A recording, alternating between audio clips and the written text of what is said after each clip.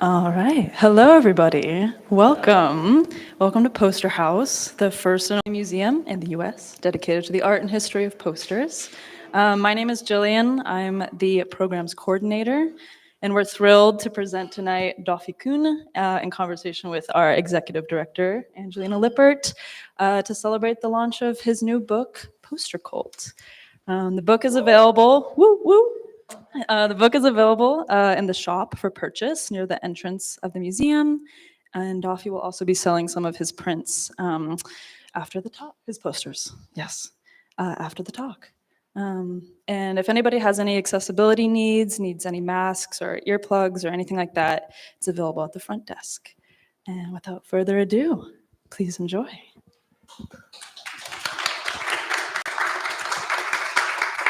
Thank you, Jillian. Hi, everyone. As Jillian said, I'm the executive director, but I'm also a longtime friend of Dafi's at this point. I've known you 3 or 4 years now. Yeah, some maybe even more. But I figured that we'd start off with something very basic, since not everyone here will necessarily be familiar with Dafi and his work. So, for people that don't know you, can you tell us a bit about your background and what makes your type of printing so special? Sure. Well, I studied visual communications in Zurich. I got a bachelor's degree in graphic design, and I did. During that education, I realized that I'm really fascinated by the fact that a lot of designers design their work digitally, and they might not even ever see a printed result. And I found this a little frustrating, and I realized that I would want to be more involved in that process. And during that time, I made an internship with a printer in Nashville, Tennessee, Hat Show Print, where we designed and printed posters like on spot, very fast. We would have to design the poster within 15 minutes and then start the typesetting process. And that was so refreshing, but also not what I would want to do in Switzerland. So I set up my own letterpress print shop in 2009. I bought a lot of equipment, and by now it's about 30 tons of letterpress equipment in my studio, another 10 tons in the basement. And I use this on a daily basis to produce my own prints. Means I design everything and I print everything. I'm going to show you an example of what that means. This is a series for a club called Tunnel. The name of the club comes from the fact that its entrance is in a tunnel. So you go through that tunnel into the club. They organize shows, concerts, parties, theaters and stuff. So they were asking me if I could design their posters. And I said, yeah, I mean, it would be great if we could make 70 by 100 centimeters. So that's about 36 inches in the longer dimension, roughly. So it would be great if we could make large posters. And they agreed, but they said, but we're also going to fold them and send them to our visitors, which is impossible in that size. So couldn't we do quarters of that? So that would be 35 centimeters in the longer dimension. So something like 16, 18 inches in the longer dimension. I said, well, it's disappointing because if we want to paste them outside, they're way too small, so they won't be seen. So I said, wouldn't it be great if we could do both? And the problem is they totally were up for that. And I came up with that idea of making the large and the small posters from the same lino cuts. So I cut the motif once and I printed on large and small sheets. So I reuse some of the elements in original size and I just repurposed them for the smaller posters. This was the tunnel number 1, the large one. Here I'm printing the split fountains, which means I'm using a piece of linoleum that is fully covering my poster size, and I'm I'm inking the press up unevenly, and once on one end of the press there's the pink, and then it fades out to 0. And this is the split fountain or the gradient I'm using. I'm printing a second gradient to the center of the sheet, which is printed with the same block. It's just the press is inked up differently. This second gradient I cut in half. And now I basically have 4 pieces. I mean, at this point, 2 pieces, but later I will have 4 pieces with the same gradient. Then I cut the linoleum for the large tunnel shapes. This is hand cut. I could also use the laser cutter, which would be much faster, but for me, the hand cut aesthetic is the quality that I'm looking for in this poster. So I'm printing the large posters, and then I print the small posters from the same lino cuts. So these are 2 small posters. Then I finish the large posters on the large press with the small information. I cut the small posters to the final size, or a little over final size, and I cut them down a little more at the end. That was the first. For the second one, I changed the reading direction of the poster. I mean, it's not so hard to read. It's still the tunnel. But normally in our culture, we would start reading top left to bottom right. And here you read bottom left up, and then bottom right you end. And I truly believe that legibility is a question of the target audience. And a target audience in that region that knows that there's a cultural venue called tunnel, with the tunnel shape, they will recognize this poster immediately, and they will get the reading direction immediately. Then I support that reading direction with the small information also. You can see here, the small information is also read bottom up. You read the title, the description, DJ name, and the times. The title, description, DJ name, and the times. And the title is actually not underlined, but overlined. And then you read it bottom up. And on the right side, you read it top down. So here it's underlined, and you read the title, description, DJ name, and times.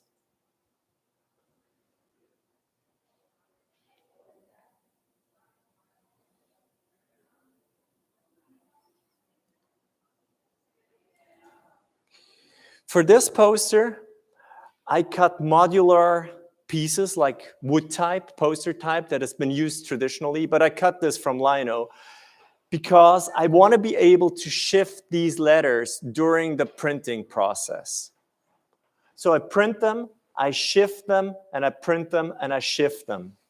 This is the third run on the large posters, and then I print the small posters. Of course, I finish the large posters first, all of them, and then I print all of the small posters. I don't mix them up during the process.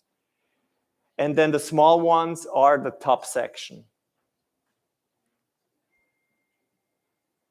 This is the fourth tunnel, and this is a reduction lino cut. So I'm missing this. Yeah.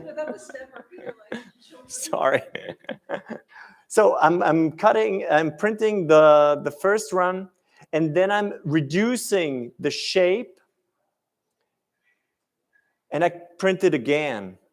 So I'm basically losing my piece of linoleum.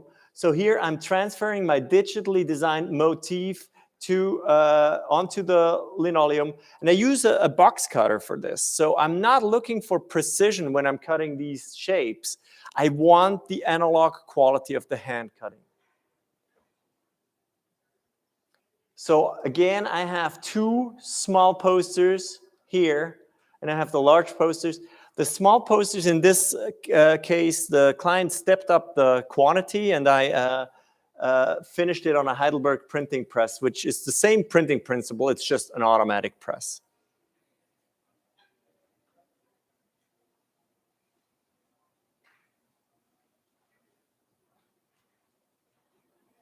This press is from 1966.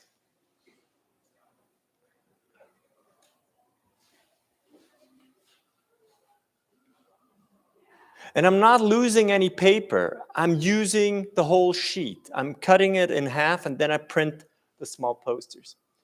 On this poster, I'm showing you how I produced a small type. The small type for all of the tunnel posters has been cast on a Ludlow casting machine.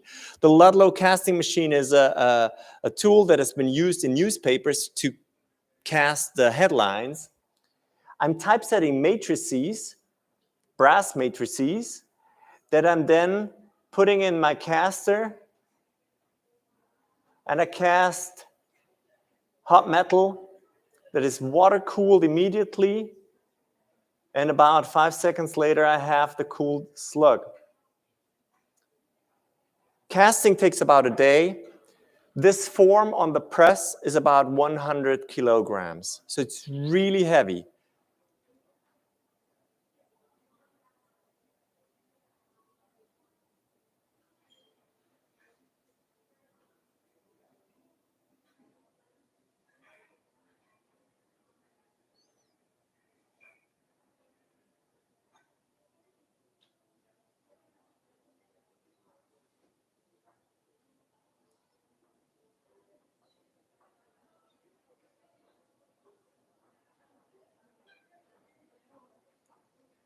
And that's the 6th one I did for the series.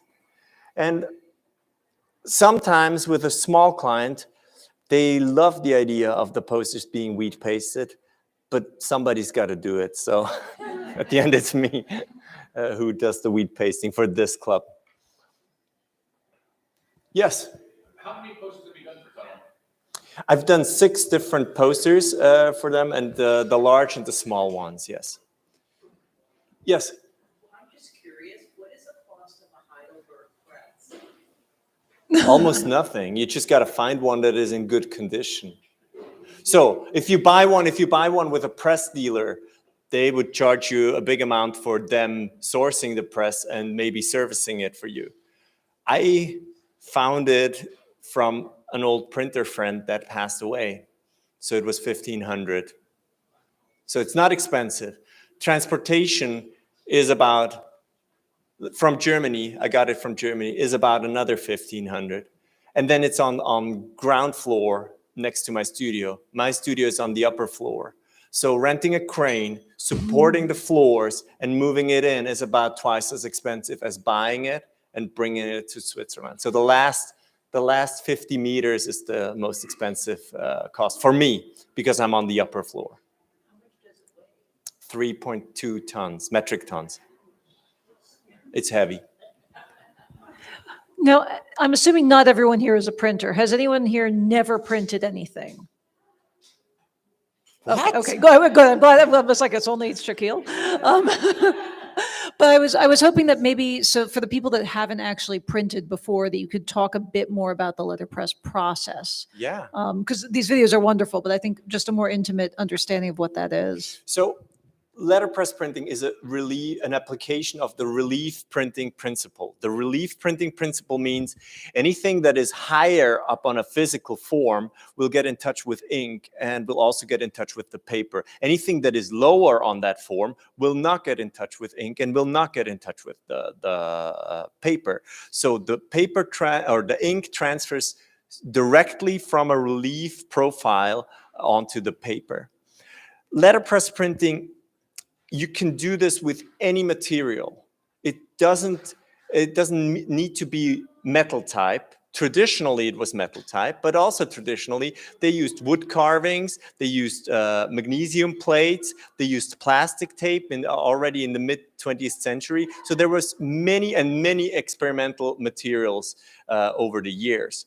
And what for me is the great thing about it is that I can use almost any material to produce my printing forms.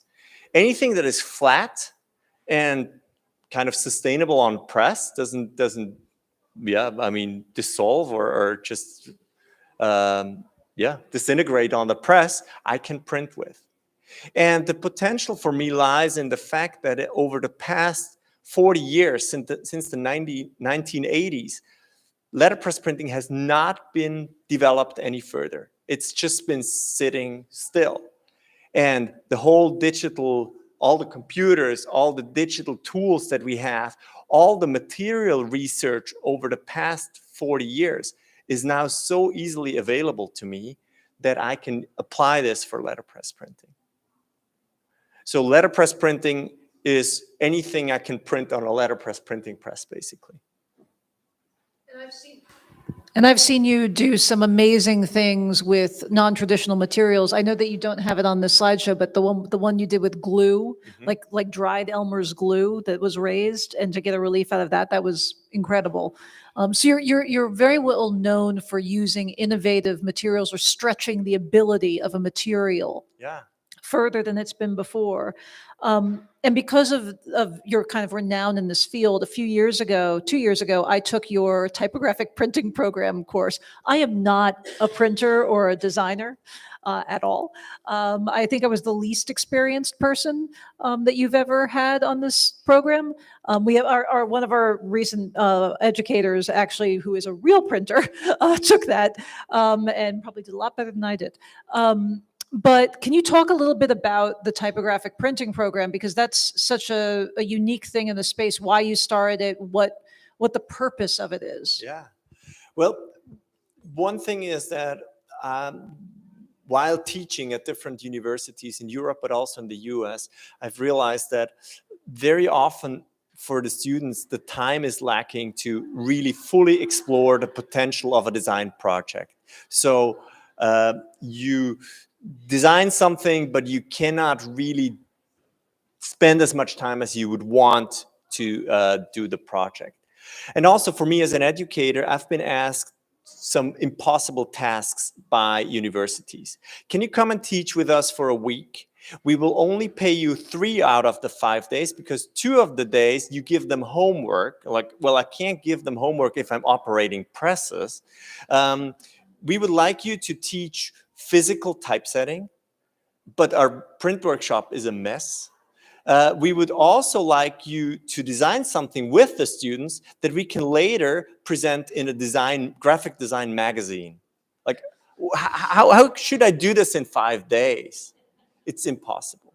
So I was coming up with that schedule that is 13 days in Switzerland. That's the minimum time I need to spend with the students to do most of that, or at least touch all of that. So I'm showing a poster that I'm doing to advertise this program. This is this year's poster for typographic printing program. It's a hotline, a helpline for people who suffer from a kerning depression. It's actually 3 posters.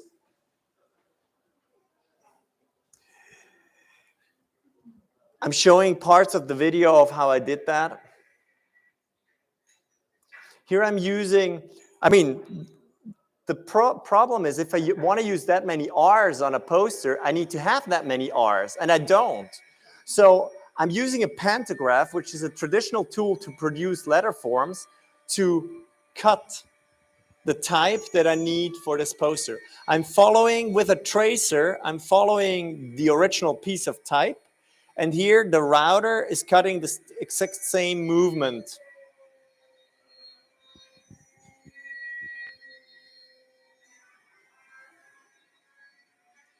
First, I'm doing a rough cut. That means I'm only cutting a little bit of an outline of my letter forms. I'm not cutting the final letter form.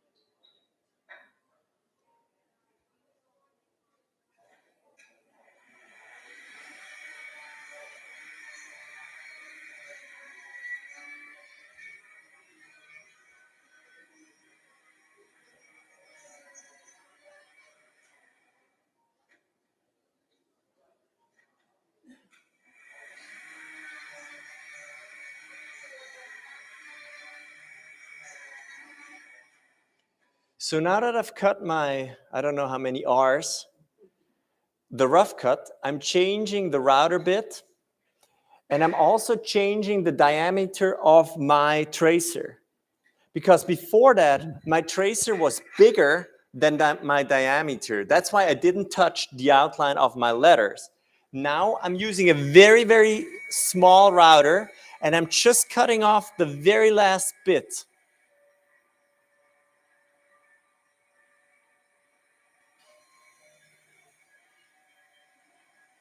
This was a tool that was not available in print shops. It was normally available in wood type manufactories.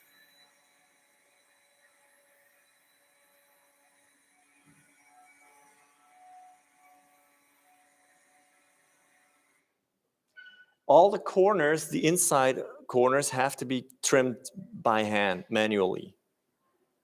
Because with a round router, you can't cut corners.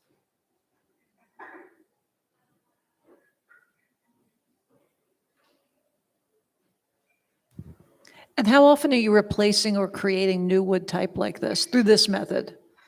Well, I mean, with a laser cutter, I could cut that faster, but I would have to digitize my typefaces, which is a hard thing. If you have a radius inside or even an outside radius of a piece of wood type, it is very often a little bit wonky or a little bit off. Now the question is, if I digitize that, will I correct this? Then the typeface looks a little dead and it will lose some of that imperfection quality. If I leave it like this and I digitize it, still it looks super weird. So if I trace it directly from the wood type, I don't even have to make these decisions. I'm just tracing the type as it is. Then I'm composing my form. And I printed run after run.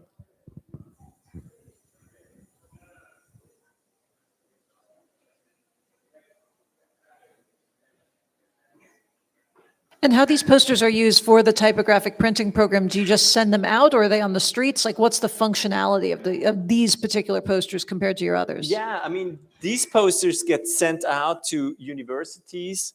I send out around 200 to 250 posters to universities, schools, institutions that are able to hang them up and share them for me. I'm also doing an Instagram thing where I'm asking people, if anybody is willing to share the poster in a public space, I'm willing to send you one folded for free. And that's a big thing. Then people send me photos of where they hang up their posters. Okay, I think we're gonna skip this. I also did animations for this poster.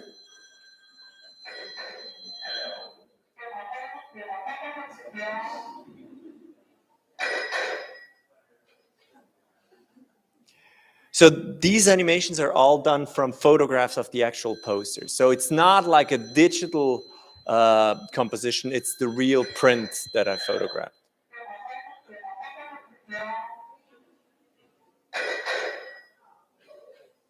All right.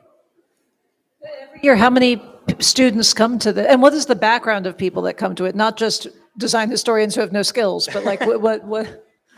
No, I mean, the background is really broad because I don't need the people to have a very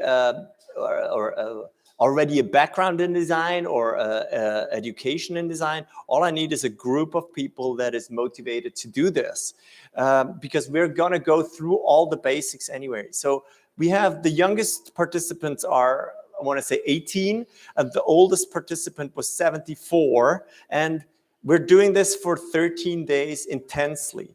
So I've had people that have been wanting to apply for a school or preparing to go to university. Others have been teaching at universities for 20 years. And they say, I want to be able to spend time on a project like this for 2 weeks, because in the professional environment, it's very often not possible. So it's a very broad group. I've had people from 24 different countries participating in the program. And it's 24 participants that I accept per year. So 2 sessions with 12 participants.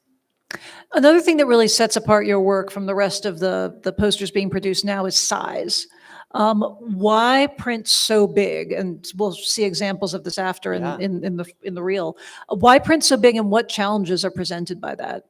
Well, why big? I can't really explain, because it's just the bigger the better. For me, it's just also a different way of communicating if you have a large poster. When I started doing letterpress printing, my prints were about that size, so pretty small. And on a poster that size, your largest letter can be that size, maybe a little over it, but I mean, that's the size you can go. Your smallest letters can still be 6 points.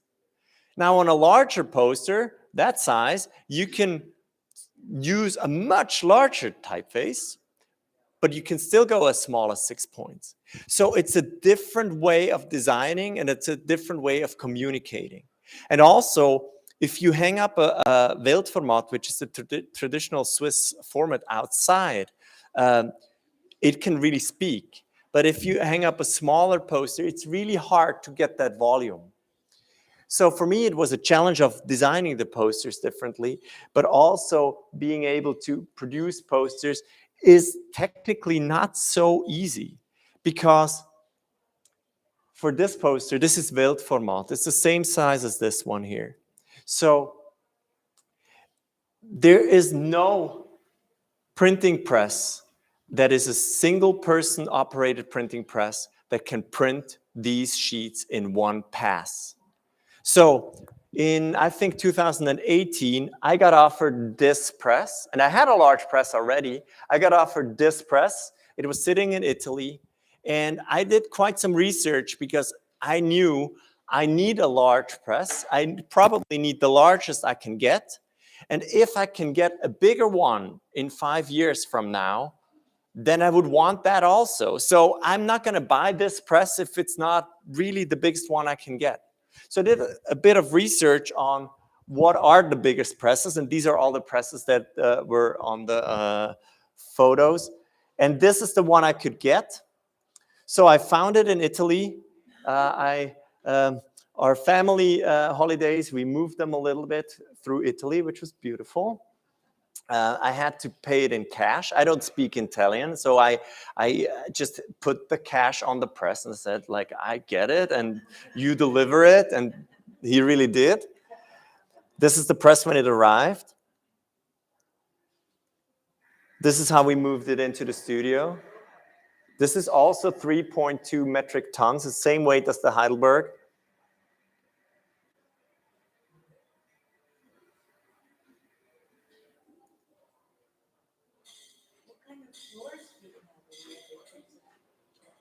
Yeah, anything I put on the floors, I have to put in with an engineer, and he will tell me, here you have to build a platform with these I-beams, because down here is another beam and down there is another beam. But if you don't put that I-beam supporting these two beams, then it will crack. And during the move, everything we put in stilts at the on ground level, also with the engineer. So I'm happy I get this press. The printing form is this size, but now, shit, this is bigger. So the Swiss traditional poster format is bigger, and I knew that, than the biggest format that I can print on a single person operated press. So to print this poster, I cannot fit it on the press. It's too big, but I can rotate it and print the upper half first. I don't have to cut it. And then I turn it by 180 degrees and I print the lower half of the poster. So if this is my paper, I start with a gradient on the upper half. This dimension until here is exactly the dimension I can print into the format. This is 86 centimeters, and I couldn't go any centimeter lower. Then I do the opposite. 2. Then I print the tools. Then I hide my connection between, behind the needle and string. Reap, air, revolution. And that's a total of 13 printing passes on an edition of 850 posters.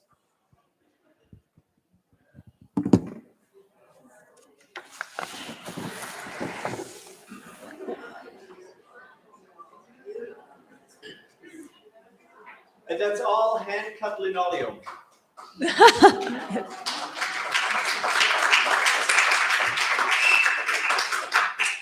And when I landed in Zurich to take his typographic printing program course, I saw this on the streets like from the airport to my hotel. This was everywhere. The fact that they have a culture there that supports this level of printing is so special and so different from anything I've ever experienced. And also, it was wonderful. I didn't know that you had done this poster yet, but I saw it was like, that's a Dafi. Yeah. So it's really, for me, this is the challenge, to produce something that people see out in the streets, and they might not even recognize that this is letterpress printed, but hopefully they would say, like, this is just a great poster. So I cannot justify my work by the fact that it is letterpress printed, but hopefully it stands apart. I'm going to show another Weltformat poster. So this, and I'm going to hold it up also. This one's totally insane when you see how he printed this.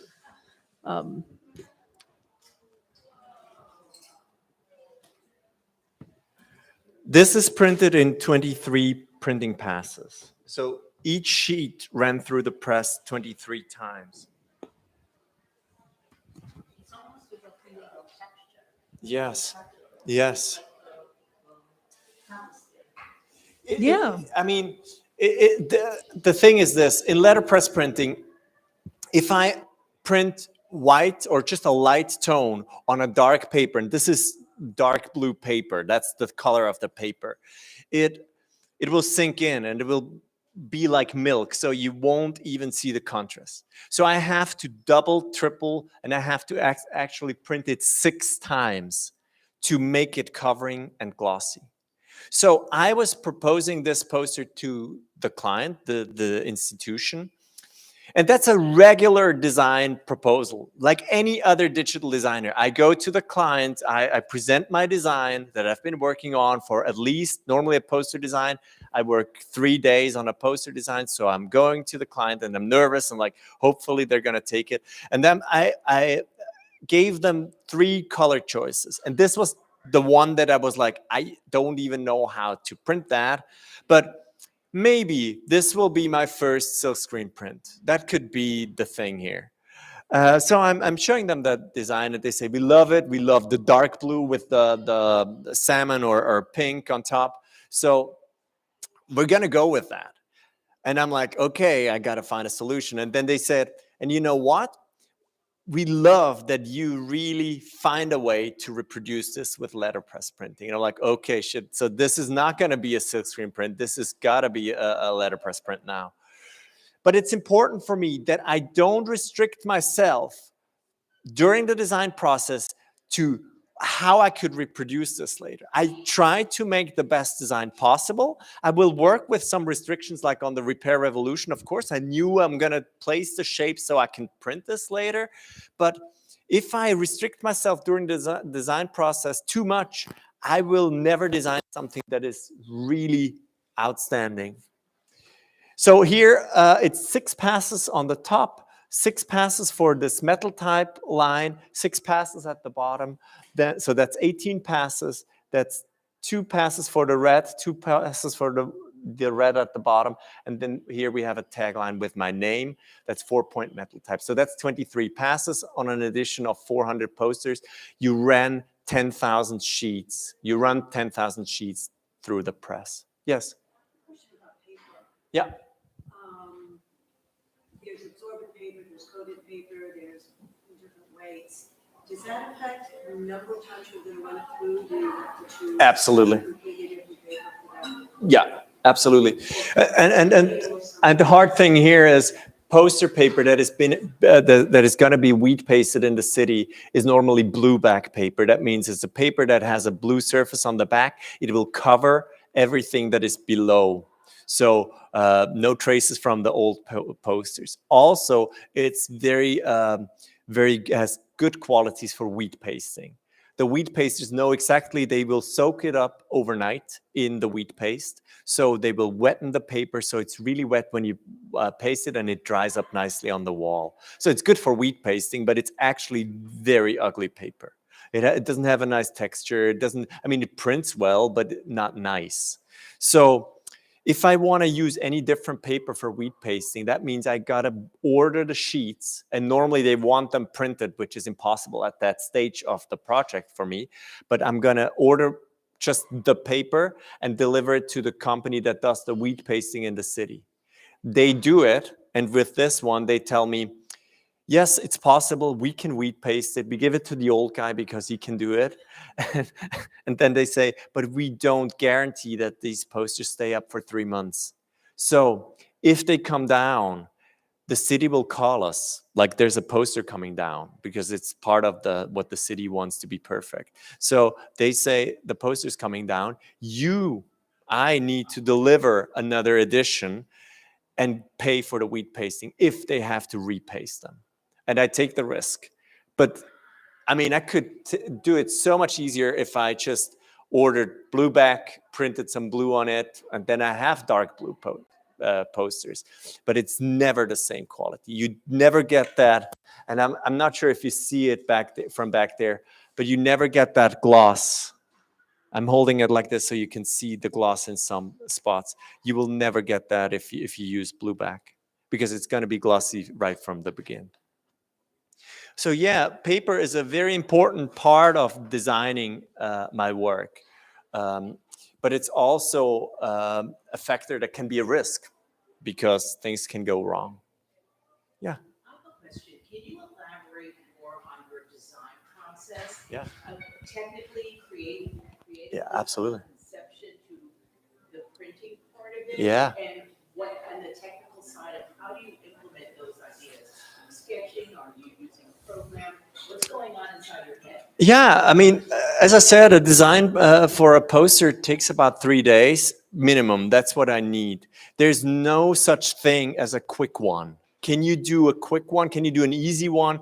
No, I mean, it's always 3 days at least. I start by researching the topic. For this poster, it's the nominees for the art stipends of the city of Zurich. So the city of Zurich gives out art stipends, and they have 36 nominees. They call me, can you do the poster for this exhibition? And I say, yes, of course, I want to. Why are you asking me? And they say, because we know you work typographically and you can make these names as big as possible.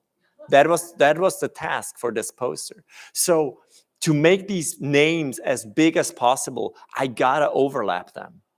And because they've had other designers that made a beautiful poster, but then the names are this big. And I didn't want to do this. So I want to play with just the 36 names. And honestly, every artist that is listed on this poster is just trying to see their own name. I mean, that's how it is. And maybe tell their parents, hey, I'm here. So legibility is a challenge, but it's totally legible if you want it. And that's important. If I have clients that argue, yeah, but I mean, nobody can read this. I'm sure anybody can read this if they want it.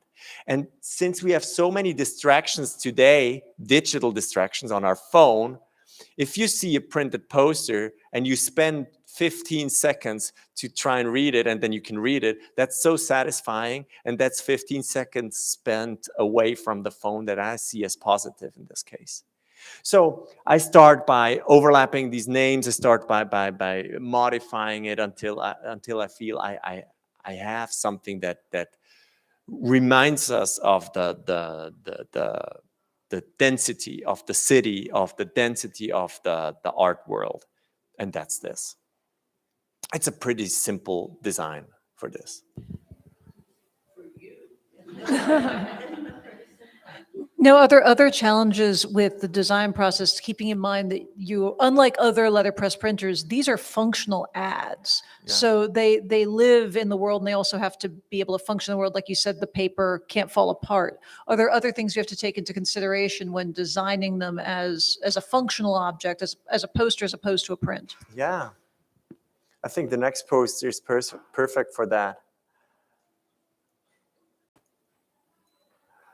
So this was for my exhibition. So it was an exhibition that I've had last year until last March. It's called Werkstattschau, which means workshop show. But there's also a second meaning inside. In the German language, we say Werkstattschau. So there's a word play in it, which means the work instead of the show. So there's a word play in it that works in German. So they say, hey, it's your exhibition. Please make a super cool poster for it, which is already quite some pressure if you're working for your own exhibition. Then they say, this exhibition is focusing on processes. So we show not that many of your posters. We only show about 30 posters, but we show all the processes that go into the making of these posters. So for the poster for the show, not only we want an awesome poster, we also want a super creative process, which is a real challenge. Like, okay, now I also need to come up with something that is not so usual. Here I'm doing some tests. So this is showing the design process pretty well. I'm starting by doing tests with linoleum. I read in a book from the 70s that a drain cleaner eats in the linoleum, in the surface of linoleum. So I let the drain cleaner eat into the surface for about 24 hours. The lino is gray and the stuff that is etched already turns brown. And because it is drain cleaner, I can just clean it out in the sink. And I clean my drains, sure. And then I do a test print. So this is just the design phase. I don't know what I'm looking for yet. With these prints, I scan them, and then I start designing my poster. And again, I need to present this poster with the clients. Once they approve, I can continue. But here I'm photoshopping a cheap montage of what I want to get later. So this is really a cheap Photoshop sketch. Once the client approves that, I print that out original size, and I transferred that back onto a fresh block of linoleum. This is an acetone rubbing. So the toner transfers back onto the linoleum. And what was a cheap Photoshop simulation of my future poster before now turns into a real etching. So it gets all the natural qualities. And the hard thing, I read in that book that you can use lino etching to etch linoleum, but all the examples I saw were abstract, like something that looks like an abstract rainbow, but not like typefaces that you need to be able to read. So here, legibility was a big challenge. That's why I simulated it so well in Photoshop and then transferred it so exactly. This etching process took about 3 days because I really had to do every little drop in several layers. The first ones would eat the deepest, and the other ones come later. This is my linoleum block. And now I have the problem of the size. So I worked on this block for 3 days, and now I need to not even cut it, but break it into 2 pieces. I break it because it gives me a more natural connection rather than a sharp cut. Then I mount this onto 2 boards.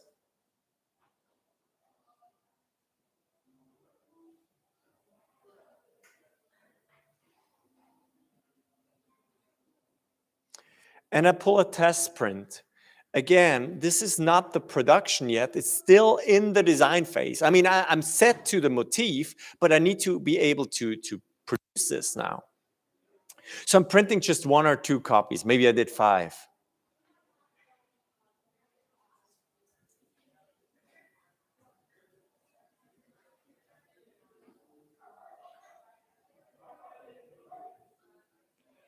So this is the upper half, and then I change the blocks to the lower half.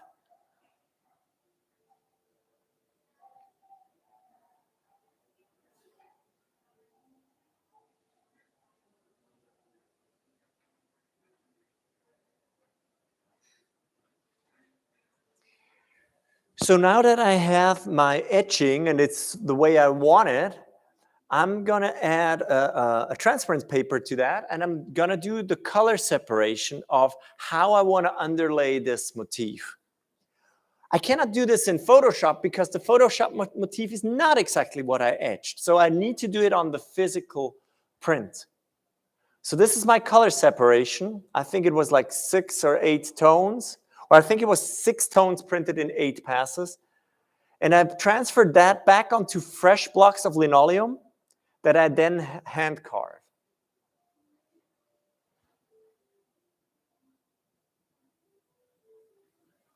This is real time.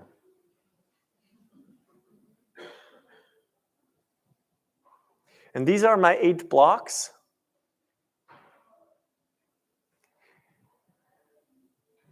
And now I can get the print run started.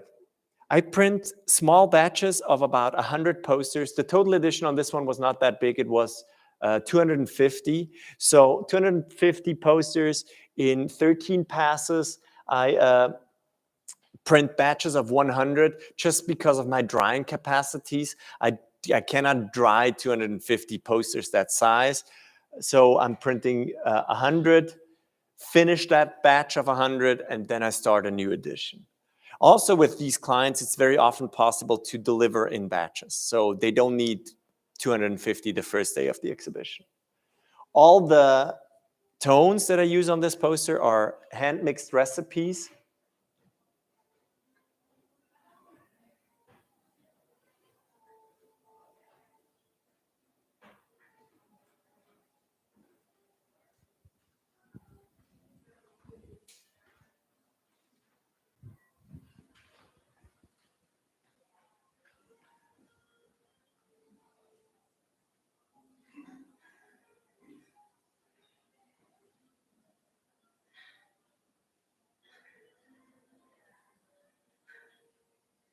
So this is the underlay, printed in 6 colors, 8 passes. And then this is the etching that I'm going to overprint that underlay with.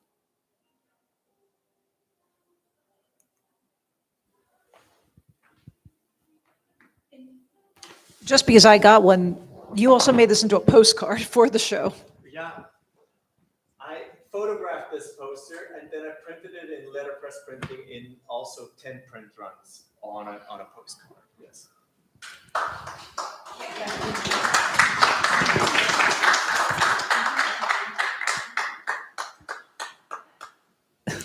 Now, actually, probably the most important thing I haven't asked you yet is the reason why we're here, Oh, yeah. which is you have a new book.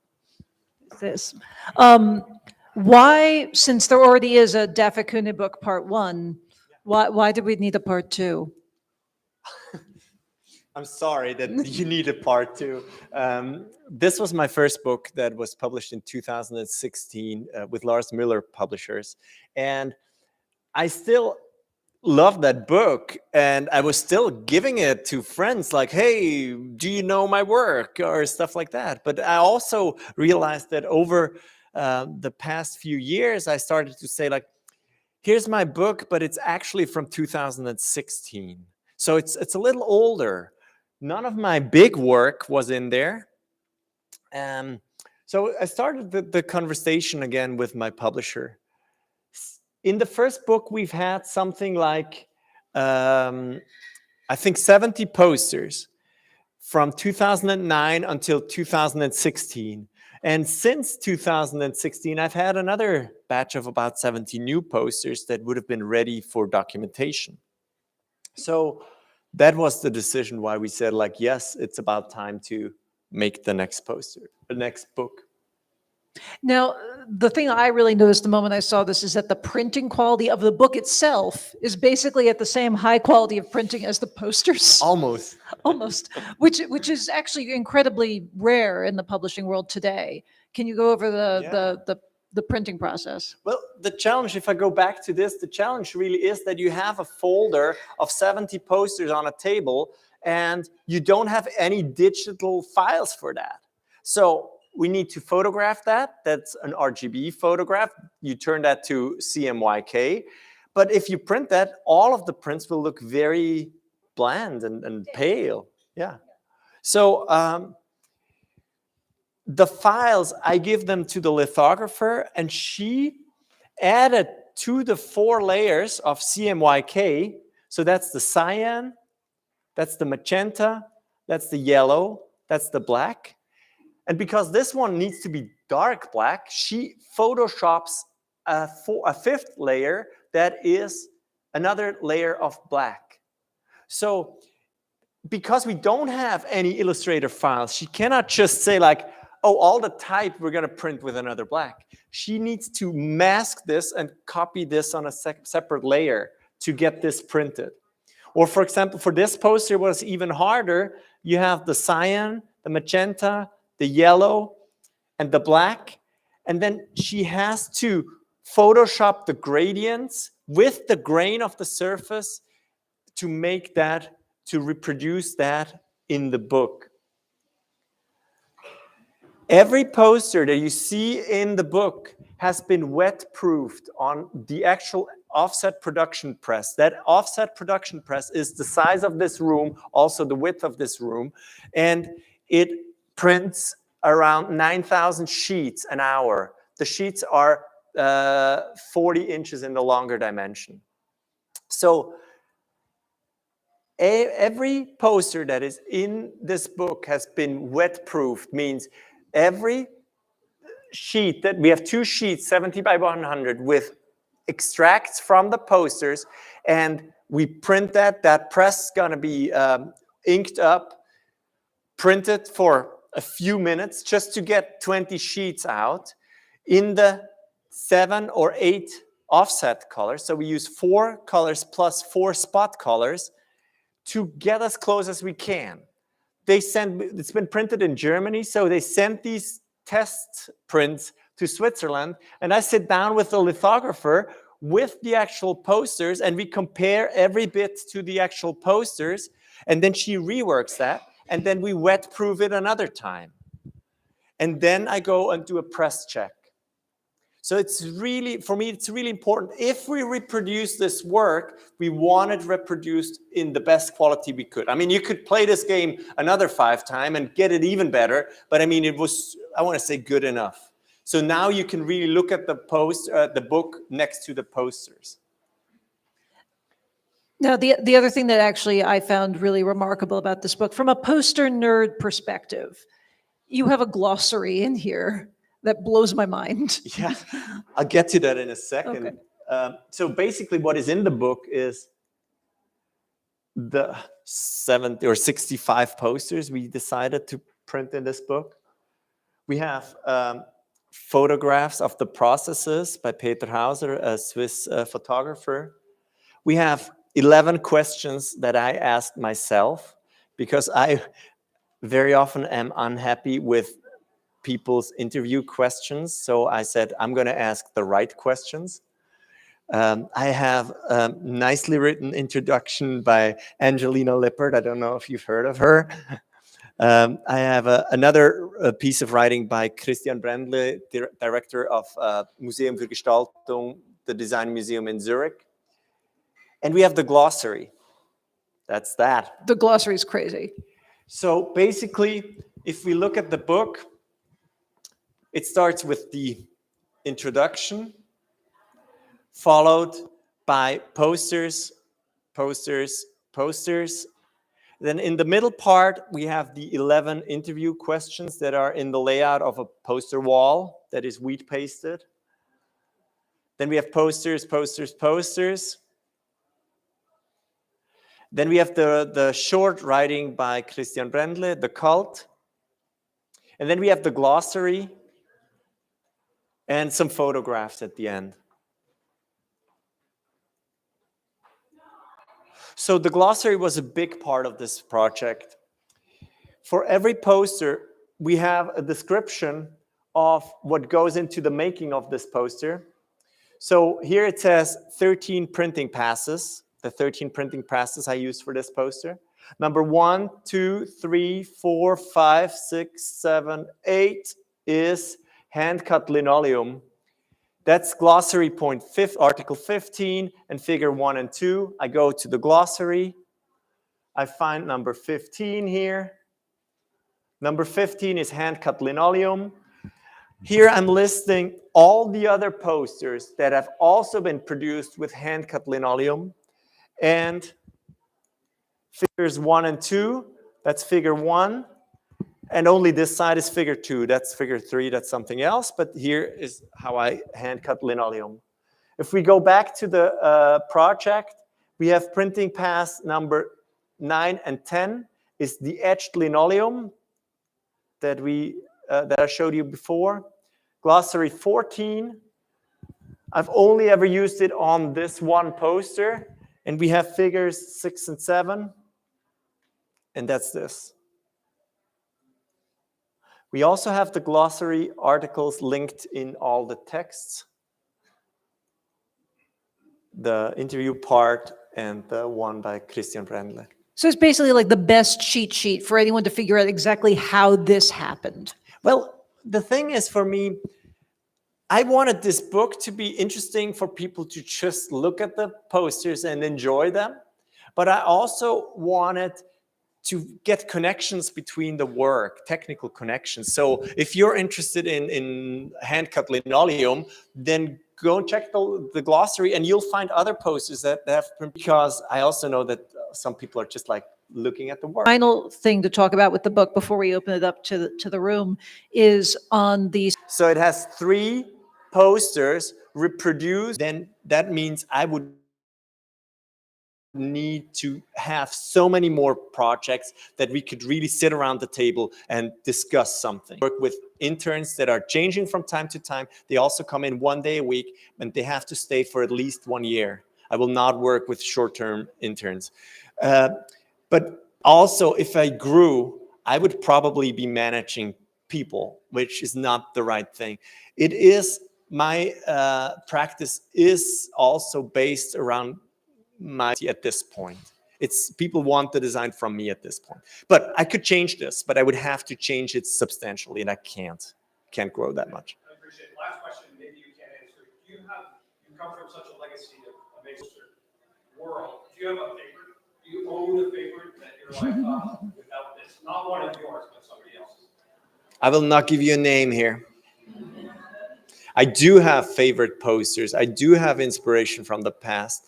And I only recently started to research a lot on that. When I was younger, I was just like, we in Switzerland, we didn't study the old guys. We don't do that as much as it might happen even here. So I look at stuff, I get inspiration, but I try not to get too much inspiration. I want to do my own thing. So I'm not going to give you a name. Maybe later, with a beer, you could maybe get that name from me. All right, we can take one more question, and I will be the little guy in the leather jacket. To go off of that, a lot of your work seems to be more inspired by like old hardcore punk rock aesthetic. Is that true, or? So let me put it like this. I don't think that there's a specific style to my work. I don't believe in a style. I believe in every client deserves a new solution. The only style you could see on my work is a lot of the work is typographic, but that's not a style. That's just like a tool set. I think my work is every poster for every client the right thing. But because I think it would be wrong if I would have my style and apply it to this client, to that client, and to that client again. That's what big companies want. That's what the rich companies want, because they're going to select a designer because they say, we saw this work from you, we want the same. I would never do this. And I've had clients that I had to push back because they said, we love this poster from you, can we get the same? Like, no, I sold this to another client and I will not sell the same work to you. But that being said, yes, my heart beats for rock and roll, of course. All right. Well, thank you everyone for coming. But before you clap, if you are interested in Poster Cult, our gift shop is well stocked, and Dafi will happily sign it for you, I imagine. But the bigger treat is that Dafi has brought posters with him from Switzerland that you can purchase directly from him. If you are interested, he'll be showing them. We're going to set up a table right here in a few minutes. It's also just a beautiful thing to see the real, like, tactile nature of these prints. So please stick around for that, because it's gorgeous. And thank you, Dafi. Well, thank you very much for the invitation. Just one thing. So even if you don't want to buy the work, you got to see the real work, please. And even if you don't want to buy a poster, I also do have a few limited editions of the book with me that are not available anywhere else. All right. Thank you very much for the invitation.